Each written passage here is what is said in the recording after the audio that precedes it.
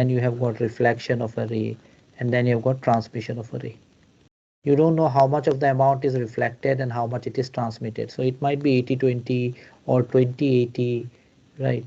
Or it may be 50-50, so you don't know, right? So how much amount is reflected and how much amount of transmitted, if we just want to make an estimate of that, we can actually use the Fresnel equation, and that's the main application of it. Now what happens here is that in general, when we are, let's say I'm in front of a mirror or maybe in front of a window, you can see yourself partially, okay, on the window image of yours, और कुछ जो part है वो transmit हो जाता है. तो आप लोग मिरर में जैसे देख पाते हो, विंडो पे उस तरीके से नहीं देख पाते हो, बिकॉज हर एक रे तो रिफ्लेक्ट नहीं हो रहा है, ठीक है, most of it is going through transmitted, ठीक है. तो इसके वजह से ये है. तो हमें ये जानना पड़ेगा कि कितना रिफ्लेक्ट हो रहा है और कितना ट्रांसमिट हो रहा है. अगर मैं एक खिड़की के सामने हूँ, that means this is made up of glass, material जो है वो ग्लास है. तो जो ग्लास है ना, उसका अपना एक परमिटिविटी रहेगा और अपना एक परमिएबिलिटी रहेगा. तो वो तो स्टैंडर्ड वैल्यू है. अगर मैंने इन दोनों का यूज़ किया तो मैं इतना बता सकता हूँ कि मेरा कितना रिफ्लेक्ट हुआ और कितना परसेंटेज रिफ्लेक्ट हुआ है. So for that we are going to do the analysis, ठीक है. और इसके वजह से हम लोग फ्रेनेल इक्वेशन यूज़ कर रहे हैं. अभी डायग्राम जो मैं दिखा रहा हूँ ना, ये बेसिकली एक कन्वेंशन है जो हम फॉलो करते हैं. The first thing I think already I told you that K will represent the direction of the wave vector. So E I मतलब ये मेरा इंसिडेंट वेव है, ठीक है. तो ये जो के है ये direction of the wave vector है. और हम लोगों को यहाँ पे इलेक्ट्रिक फील्ड और मैग्नेटिक फील्ड है, because it's an electromagnetic wave. और इलेक्ट्रिक फील्ड और मैग्नेटिक फील्ड दोनों के दोनों परपेंडिकुलर टू ईच अदर हैं, which is also perpendicular to the direction of propagation of the wave. अब a plane of a paper और the plane of this board, digital board, यहाँ पे हम लोग तीन डायरेक्शन कैसे दिखाएंगे. ये वाला हो गया एक axis, let's say this is one direction, this is the other direction. Conventionally if you mark something like this, मतलब this is going in to the plane of the paper, मतलब अंदर जा रहा है. और अगर मैंने ऐसे मार्क किया, एक पॉइंट डाला, मतलब it is coming out of the plane of the paper, that means it's coming towards you. तो ये जो मेरा इलेक्ट्रिक फील्ड है, इसको मैंने ये पॉइंट लिखा है, मतलब it is coming outside the plane of the paper. The magnetic field is going towards this left hand side, and the wave vector direction is downwards. Why downwards? Because ये वाला मेरा वेव है ना, ये downwards आ रहा है. तो अगर ये डाउनवर्ड्स आ रहा है तभी जाके तो ये मीडियम में आएगा, ठीक है. So this is your medium. So you can say this is your medium. So medium मतलब जैसे मैंने ग्लास का एग्जांपल बताया, so you can take this as the glass. और यहाँ से कुछ पार्ट रिफ्लेक्ट होगा, कुछ पार्ट ट्रांसमिट होगा. जो रिफ्लेक्टेड होता है ना, जैसे ही लाइट रिफ्लेक्ट होता है, there is a change in direction. Electric field का डायरेक्शन चेंज नहीं होगा, मैग्नेटिक फील्ड का direction will be just opposite, because it is getting coming from this direction and it is getting reflected, ठीक है. तो एक पर्टिकुलर पॉइंट पे मेरे को ये डायरेक्शन मिल गया. Electric field is again coming out of the paper, but the magnetic field is in this direction H R, and the direction of propagation of the wave will be upwards. That's quite logical, right? अगर wave इस तरफ से incident हो रहा है, मतलब ये नीचे की तरफ आ रहा है, जब ये रिफ्लेक्ट होकर जाएगा वेव वेक्टर ऊपर की तरफ जाएगा, तो ये डायरेक्शन चेंजेस हो जाते हैं. तो मेरे को ये डायग्राम अच्छे से याद रखना है. This is very important to explain Fresnel equation. On the other hand, जो ट्रांसमिटेड वेव होता है उसका भी वेव वेक्टर तो नीचे ही रहता है, not a problem. Electric field जो है वो बाहर की तरफ आ रहा है, और जो मैग्नेटिक फील्ड है it will again be towards the left, because it has not change its direction. Direction वही है, ओके, जस्ट एंगल चेंज हुआ, यहाँ पे डायरेक्शन चेंज हो गया. इसलिए ये कन्वेंशन है, मैग्नेटिक फील्ड इस तरफ हो जाता है. अगर मैंने मैग्नेटिक फील्ड इस तरफ लिया तो इलेक्ट्रिक फील्ड मेरे को अंदर की तरफ लेना पड़ेगा. That means I have to take this convention. So physics की ब्यूटी ये है कि अगर मैंने उल्टा वाला कन्वेंशन भी लिया, फाइनल आंसर जो मेरा आएगा वो सेम ही आने वाला है, ठीक है. So that is why this is important. और ये वाले आप लोग नोट ले सकते हो कि मेरा क्या है, vector, that is giving the direction of propagation of the wave. ये जो सिंबल है ये हो गया pointing outwards, that means the electric field is pointing outwards. So ये आप लोग नोट की तरह ले सकते हो विद इन ब्रैकेट. एक रिलेशन जो हमें याद रखना है, this is something which we have already used and derive the relation. If you remember, impedance हमने निकाला था, और इम्पिडेंस और इलेक्ट्रिक फील्ड और मैग्नेटिक फील्ड का रिलेशन रहा ये. The electric field of the incident wave is equal to impedance multiplied by the magnetic field, ठीक है, of the incident wave. तो ये अगर हम लोग लेंगे रिलेशन, ये वाला रिलेशन हम यूज़ करने वाले हैं अब to derive the Fresnel equation, ठीक है. तो आप लोगों को ये चीज़ें याद रखनी है, okay. So what we are going to do now is in general, और एक नोट मैं आप लोगों को दे सकता हूँ so that you remember this is important. जैसे मैं कन्वेंशन की बात कर रहा था ना, हम हमेशा साइन कन्वेंशन की बात करते हैं। जैसे जी का वैल्यू हम लोग पॉजिटिव लेंगे या नेगेटिव लेंगे, डिपेंड करेगा कि कोई पार्टिकल गिर रहा है या ऊपर जा रहा है, ठीक है। सो इन अ सिमिलर वे हम लोग यहाँ पे कन्वेंशन यूज़ करते हैं, ठीक है। सो कन्वेंशनली व्हेन रिफ्लेक्शन हैपन्स, और व्हेन रिफ्लेक्शन में भी लिखते हैं रिफ्लेक्शन हैपन्स, तो हमें पता है कि ये जो वेव वेक्टर है वो नीचे की तरफ आ रहा है। आफ्टर रिफ्लेक्शन वेव वेक्टर ऊपर की तरफ चला जाएगा। ये जो k है ना मेरा, जो वेव वेक्टर है विच इज़ नथिंग बट 2π/λ। कुछ कुछ किताबों में आप लोगों को ये k लिखा हुआ मिलेगा बीटा, ठीक है। बीटा भी लिखा होता है कभी कभी k का वैल्यू, ठीक है। So it's there. It basically what happens is this changes direction. So ये वाली एक नोट है जो मेरे को याद रखना है, ठीक है। Now what we are going to do is we are going to use the boundary condition, ठीक है। हम लोग बाउंड्री कंडीशन का इस्तेमाल करेंगे। So what is my boundary condition here? See the wave will actually travel along the surface, right. Surface में मेरा क्या रहेगा वेव का condition, that is actually called the boundary condition. Boundary मतलब यहाँ पे मेरा समझ लो वो मीडियम मतलब ग्लास समझ लो, ठीक है। तो यहाँ पे मेरा जो टेंजेंशियल कंपोनेंट है TAN मतलब tangential across the first medium at the boundary is equal to the electric field of the tangential component for the second boundary. ऐसा क्यों? Because electric field कहीं गायब तो नहीं हो सकता बीच में, there has to be a continuity, that's very important, ठीक है। इसकी वजह से हम ऐसे लिखते हैं। ये हो गया मेरा इलेक्ट्रिक फील्ड। सिमिलरली हम लोग अगर मैग्नेटिक फील्ड की बात करेंगे तो वो भी वही है, the tangential component along the first boundary is equal to the magnetic field, और ये tangential component है across the second boundary, ठीक है। That is very important. तो हम लोग ये वाला बाउंड्री कंडीशन अभी यूज़ करने वाले हैं, ठीक है। अभी हम क्या करेंगे, नॉर्मल कंपोनेंट को कैलकुलेट करेंगे, मतलब जो इंसिडेंट वेव है मेरा। So we are going to do the calculation for the normal component. So calculating the normal component, normal components. क्या होता है अभी, अभी मैंने अगर इलेक्ट्रिक फील्ड यहाँ लिया, और आप लोगों को जैसे याद है कि जब भी हम लोग इलेक्ट्रिक फील्ड लिखते हैं E is equal to E naught E to the power I k x minus omega T. अभी मैंने अगर वो बाउंड्री ले लिया जहाँ पे मैंने बोला कि z इज इक्वल टू 0, ठीक है। मैंने ये बोला कि ये वाला वो प्लेन है जो z के अलॉन्ग लाई करता है, तो z इज इक्वल टू 0। मतलब मैंने अगर ये डायरेक्शन लिया ना यहाँ पे k वाला, तो ये वाला 0 हो जाएगा। And all of them will have this component of I omega t। Omega क्या है मेरा 2π न्यू और 2π फ्रीक्वेंसी। सो ये जो फ्रीक्वेंसी है ये तो चेंज नहीं होगा, उसी टाइम की बात कर रहे हैं। मतलब you take it on this side or you take it on this side, this component e to the power I kx minus omega t ये आपको दोनों तरफ मिलेगा। मतलब जितना भी ऐसा वाला कंपोनेंट है ना, ये सारे के सारे कैंसिल हो जाएंगे, ठीक है। तो हम लोग उसको कंसिडर नहीं करेंगे। So that's why you know you can do it and find it out, but anyway I am just going to do it in short. इसलिए हम लोग क्या लिखेंगे, hence e to the power let's say Z axis, तो j भी ले सकते हैं, i भी ले सकते हैं, कुछ भी हो, ओमेगा t माइनस के टी, ओके, और के जेड, के एक्स लिया हुआ है यहाँ पे, so we can just take it to be K Z minus omega T लो, omega T minus K Z लो, फर्क नहीं पड़ता, दोनों ही लिख सकते हैं, विल कैंसिल आउट, ठीक है, विल कैंसिल आउट। ये जस्ट एक आर्गुमेंट है so that we are actually deriving it correctly, that's important, ठीक है। Since z is equal to 0 हम लोग उसी प्लेन की तरफ ले रहे हैं, and time component cancels, time component. अगर आप लोग ये आर्गुमेंट ना लिखो तो भी चलेगा, आप लोग जब मैथ्स करोगे तब भी हो जाएगा, कैंसल्स आउट, ठीक है। ये हो गया।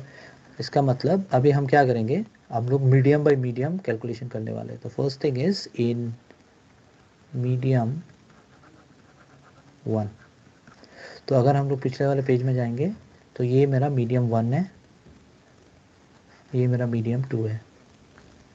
तो मीडियम 1 में क्या हो रहा है, रिफ्लेक्शन हो रहा है। मीडियम 2 में क्या हो रहा है, जो इंसिडेंट आ रहा है वो ट्रांसमिट हो रहा है मीडियम 2 में, ठीक है। तो हम लोग यहाँ पे मीडियम 1 और मीडियम 2 की बात करेंगे। सो पहली बात करेंगे मीडियम 1 की। सो मीडियम 1 में मेरा क्या है, एक तो इंसिडेंट वाला है, ठीक है, प्लस रिफ्लेक्टेड, ठीक है। बट अगर हम लोग साइन कन्वेंशन की बात करें, हम लोग यहाँ पे अगर कन्वेंशन की बात करें, ये देखो E1 इस तरफ बाहर की तरफ आ रहा है इंसिडेंट वाला, जो रिफ्लेक्टेड वाला है वो भी बाहर की तरफ आ रहा है, ठीक है। इन दोनों का sum must be equal to the transmitted one because they are both in the same direction, ठीक है। तो अगर कन्वेंशन मेंटेन करना है एनर्जी का, ई तो मेरा इलेक्ट्रिक फील्ड हो गया ना, it is representing energy, E Y plus E R must be equal to E T, ठीक है। इन अ सिमिलर वे अगर हम लोग मैग्नेटिक फील्ड लिखे तो हम लोग लिखेंगे एच आई, मैग्नेटिक फील्ड देखते हैं, conventionally magnetic field H I इस तरफ है, लेकिन एच टी इस तरफ है, H R sorry, H R इस तरफ है और एच टी फिर से इस तरफ है, ठीक है। तो अगर हम लोग साइन देखेंगे तो H I minus H R होगा बिकॉज एच आई और एच आर दोनों ऑपोजिट डायरेक्शन में है, is equal to H T. Just sign convention follow कर रहे हैं, वेक्टर एडिशन कर रहे हैं यहाँ पे, दैट्स इट, ठीक है। तो वो इम्पोर्टेंट है। तो हम क्या करेंगे यहाँ पे हम लोग इसको चलो मार्क कर देते हैं as number A, this is let's say number A. और यहाँ पे हम लोग अभी ये ले सकते हैं। So what we can do is this equation A, what it will imply is this. अभी हम लोगों ने पहले देखा ना, अभी थोड़ी देर पहले हमने क्या देखा कि your E is equal to eta into H, ठीक है। मतलब मेरा जो ए है ना, ये क्या इम्प्लाई करेगा, ये इम्प्लाई करेगा जो मेरा एच है, H is equal to E divided by eta. Eta क्या है, इम्पिडेंस। इम्पिडेंस मीडियम 1 का अलग हो सकता है, मीडियम 2 का अलग हो सकता है, depending on what is it's permeability and permittivity. मतलब मैं यहाँ पे है ना, एच की जगह, एच आई की जगह लिखूंगा ई आई डिवाइडेड बाई, कौन से मीडियम में है, मीडियम 1 में, so I write it down as eta 1 minus H R की जगह लिखूंगा ई आर डिवाइडेड बाई कौन सा मीडियम है, रिफ्लेक्शन भी उसी मीडियम में है, so it will be eta 1 is equal to H T की जगह लिखूंगा ई टी डिवाइडेड बाई, यहाँ पे मेरा ईटा 2 हो जाएगा बिकॉज जो ट्रांसमिशन है वो दूसरे वाले मीडियम पे है, ठीक है। तो अभी अगर हम इसको थोड़ा मॉडिफाई करेंगे, ठीक है, मॉडिफाई करेंगे तो हमें क्या मिलेगा, I can just take this 1 divided by eta, ठीक है। तो ये मॉडिफाई करने से पहले मैं आप लोगों को ये रिलेशन थोड़ा बता दूं। So what we have is this, ये जो मेरा ईटा है ना, this is equal to nothing but eta naught divided by N, N है, ठीक है, एक एन है। सो ये मेरा जो ईटा नॉट है ना, this is impedance in free media, that means vacuum की बात कर रहे हैं, ठीक है, फ्री मीडियम, ये वाला मेरा इम्पिडेंस इन फ्री मीडियम है। और n क्या है, n है refractive index. So you need this relation, this n is actually nothing but the refractive index, refractive index, ठीक है। तो हमारे पास एक रिलेशन है between the impedance in free medium and refractive index, ये वाली रिलेशन, ठीक है। तो ये वाली रिलेशन आप लोगों को थोड़ी याद रखनी है। And then what we can do is we can actually derive it और we can replace it. So ये वाली जो मेरी इक्वेशन है ना, इसको और थोड़ा मॉडिफाई कर सकते हैं। So this implies E I divided by ईटा 1। सो ये देखो, ये ईटा 1 है, राइट।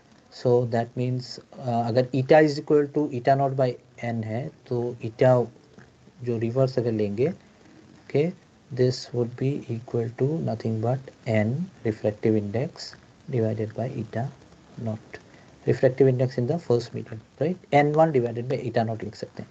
तो इसको हम लोग लिख सकते हैं ऐसा, ये वाला भी सेम है। So that means I can simply write it down as n1 divided by eta not, bracket में ले लिया E I minus E R is equal to E T divided by eta 2।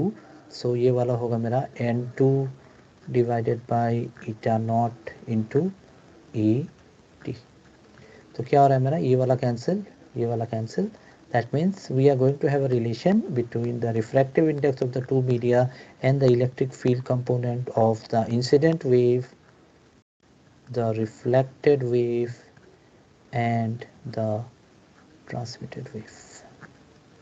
So अगर मेरे को refractive index पता है दोनों medium का, मैं आराम से इन रेशियोज को निकाल सकता हूँ. ठीक है, सो मेरे पास ये हो गया. ठीक है, सो मेरा जो ई आई है ना, ठीक है, what is my E I hear, E I is the incident electric field. ठीक है, ये वाला मेरा रिप्रेजेंट कर रहा है इंसिडेंट इलेक्ट्रिक फील्ड को,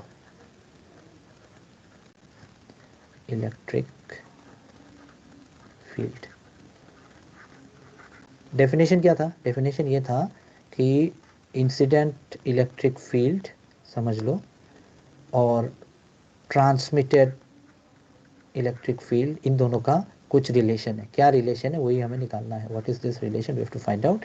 eight the same time incident और रिफ्लेक्टेड का भी रिलेशन होना चाहिए, वो वाला क्या है वो हमें निकालना है. So this is the incident one, reflected, transmitted. तो ये तीनों का तीनों एक साथ मिल रहा है हमें. तो have to just do certain changes. So इसकी वजह से हम लोग क्या करेंगे, यहाँ पे थोड़ा सा मॉडिफिकेशन करेंगे हल्का सा. ठीक है, तो what is the modification here, will just check it. Therefore हम लोग यहाँ पे ये ब्रैकेट खोल देते हैं. So we can just write it down as n1 ei minus n1 er is equal to et n2. तो ei या et, er या et दोनों में से मेरे को एक ही रिलेशन चाहिए. तो हम लोगों को ऑलरेडी यहाँ पे मिल चुका है this relation, right. This, let me mark this as let's say 1. ठीक है, so what we have is from 1. So आप लोग यहाँ पे देखो, मेरे को क्या चाहिए रिलेशन, समझ लो मुझे चाहिए ई आर और ई आई का रिलेशन. ई आई तो ऑलरेडी है, ई आर और ई आई का रिलेशन, मतलब ई टी को मेरे को रिप्लेस करना पड़ेगा. ठीक है, तो E T is equal to nothing but E I plus E R. So E T is equal to E I plus E R. तो हम क्या करेंगे, इसको यहाँ रिप्लेस कर देंगे. ठीक है, so if you do that we can just simply write it down as let's say n1 E R. n1 E R मैंने एक तरफ ले लिया. ठीक है, is equal to n1 E आई. तो ये इस पार चला गया, ये इस साइड आ जाएगा, माइनस n2 ई टी. तो ये लिखूंगा मैं n1 E I minus n2 E T. E T की जगह है E I plus E R, so it can be written as E I minus n2 E R. ठीक है, ये हो गया. उसके बाद यहाँ पे मैं ई आई को कॉमन ले लेता हूँ. I can take n1 minus n2, this is E I minus n2 E R. ठीक है, अब ई आर को उस साइड ले जाएंगे, फिर हम लोग का आंसर अपना मिल जाएगा जो भी चाहिए मुझे. ठीक है, देयरफॉर n1 कॉमन ले लिया, sorry common n1 plus n2 because it's n1 ER, यहाँ पे माइनस n2 ER है तो इस साइड ले लिया. So this will be n1 plus n2 into ER is equal to ये वाला relation. So this will be n1 minus n2 into EI. इसका मतलब मेरा जो रिलेशन है that would be ER which is the component of the electric component of the reflected wave is equal to n1 minus n2 divided by n1 plus n2 into E R. That's it. ठीक है, ये वाला मेरा Fresnel relation आ गया. Sorry not E R, E I. E R तो side है, E I इस साइड है. Is going to get it to be E I. ये वाली जो रिलेशन है this is actually called the Fresnel relation. और फ्रेनेल रिलेशन में जैसे कि मैंने बताया initially, we actually need to have for both transmitted wave and the reflected wave. तो मैंने ये रिफ्लेक्टेड वेव का बताया. Similarly you can also get it for the transmitted wave. ठीक है, सिमिलरली जब हम लोग ट्रांसमिटेड वेव का लेंगे, आप लोग कैलकुलेशन कर लेना, एग्जाम में भी पूछा जाए तो पूरा कैलकुलेशन दिखाना है।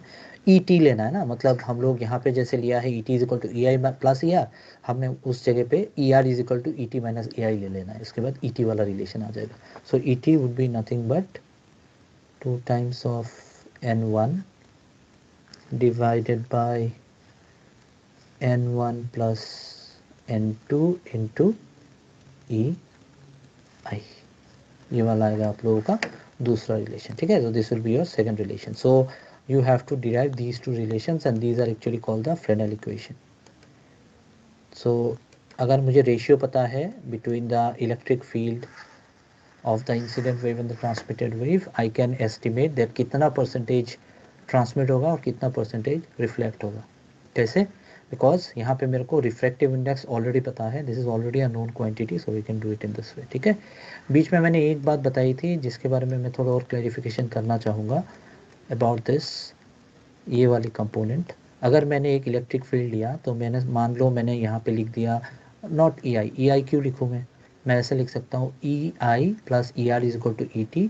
तो हम लोग ऐसा भी लिख सकते हैं, ई है ना ये इंसिडेंट का, तो ये पूरा का पूरा अगर कंपोनेंट लेंगे this would be nothing but E I E to the power I omega T plus K Z, इसके साथ भी रहेगा E to the power J omega T minus K Z, यहाँ भी वही रहेगा। तो दोनों तरफ से हम लोग लेके कैंसिल आउट कर देते हैं। तो if you cancel it out anyway we don't need it any more, ठीक है। तो अगर मैंने एक जगह पे कहीं पे एक इलेक्ट्रिक फील्ड मेंशन किया, if I mention it something like this, E is equal to E naught E to the power I K Z minus omega T या omega T minus K Z, ये जो मेरा है ना, ये वाला मेरा एम्पलीट्यूड बता रहा है ऑफ द इंसिडेंट वेव। सो इसकी जगह हम ई आई लिख रहे हैं, मतलब amplitude of the electric field component of the incident wave, इसकी जगह हम लोग लिखते हैं ई I E R E T. सो ये तीनों रिप्लेस कर, तो ये वाली कंपोनेंट जो है ना ये चेंजेस नहीं होते इसमें, because whether it is reflected or transmitted you are not expecting any change in the frequency, that's why this will remain the same, it is at the same instant of time। तो ये वाली same है, z को हम लोग zero ले रहे हैं because we are considering it along the z plane, so इसका मतलब ये वाली जीरो है, तो मतलब ये वाली सेम रहेगी, दोनों साइड से कैंसिल हो जाएगी, ठीक है। इसलिए don't need to get confuse there.